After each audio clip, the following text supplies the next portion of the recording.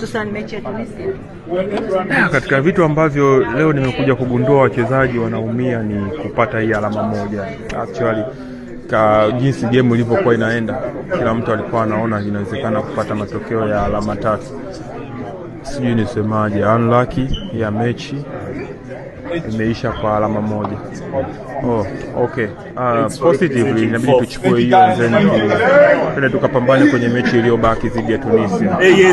Kwa kama tunaweza tukapata alama 3 ambazo zitaweza kutuvusha kwenye hatua inayofuata. Lakini wachezaji wameumia sana, wali expect better, walienda kupambana kwa ajili ya better. Na kadri game ilivyokuwa inaenda tulikuwa tunaona kwamba inawezekana. Okay, sawa Mbwana. Ukiachana mchezo wa leo kama ulivyosema tunachukua alama moja, tunaangalia mchezo wa pili dhidi ya Tunisia. Tunaiona nafasi ya Tanzania kwenye mchezo huu dhidi ya Tunisia ili kufanya vizuri na tukapata pengine ushindi wetu wa kwanza kwenye mashindano na tukaenda kwenye hatua inayofuata. Yes, ndio maana tuko hapa.